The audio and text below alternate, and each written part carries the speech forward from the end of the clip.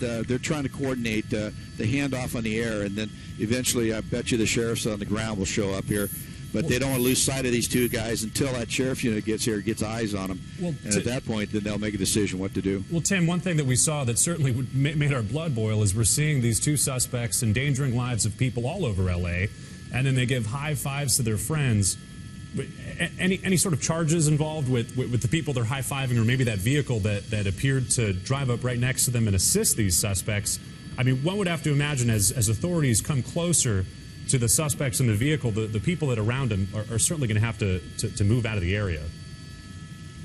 Yeah, there's not going to be any charges for the folks standing there. They're not really interfering with law enforcement. They're not getting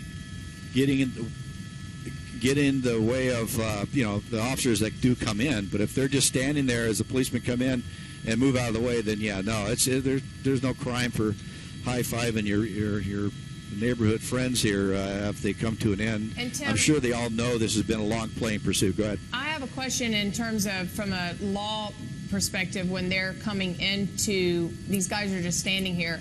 You don't know who's armed in the neighborhood. You don't know if the suspects are armed. There's traffic around. There are excessive amounts of other residents standing around. So other people are going to be in harm's way if a shootout starts. How do they even begin to approach these suspects?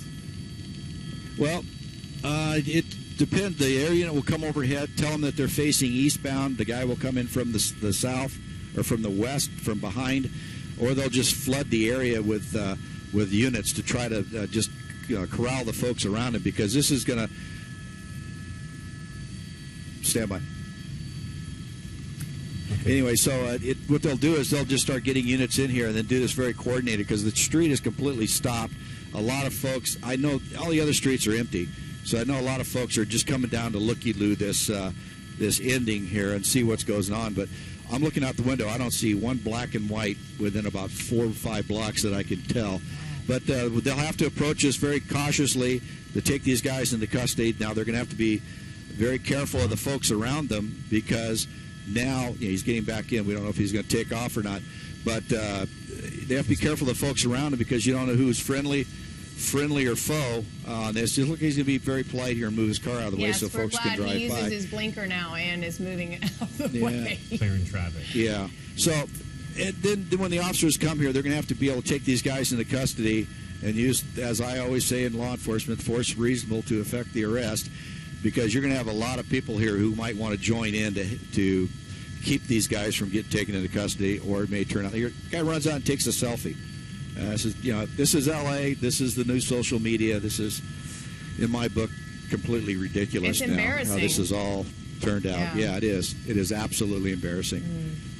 Well, one would think if you're encountering chase suspects, you'd probably want to stay clear of that area, because you know law enforcement is about to swarm on this area, and it's amazing to see these folks are coming up to these chase suspects. What appears to be an elderly person right there taking a selfie with a chase suspect.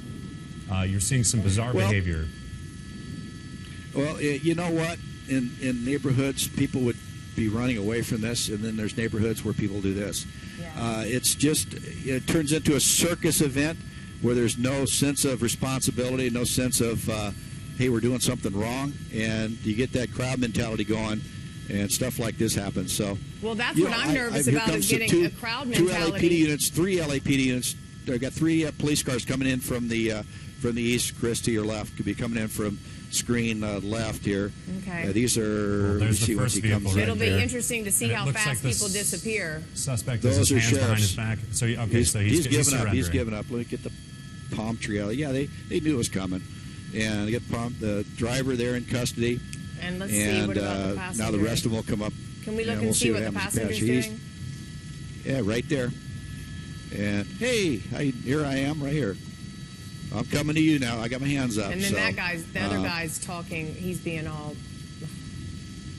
Yeah, they're. Well, these guys, I mean, as dumb as they've been all day, they're being smart right now. At least they're surrendering peacefully and not causing more. Absolutely. I mean, at this point, they don't want to be silly at this point. And I want to give credit to our sheriffs and LAPD as well, because in these situations they have to be very calm and very patient. They're being yelled at for nothing. They haven't done anything. They're being, yelled at and probably called names, and they're just upholding the law. And so good for them, being patient and being calm and arresting these guys and getting these dangerous alleged criminals off the street for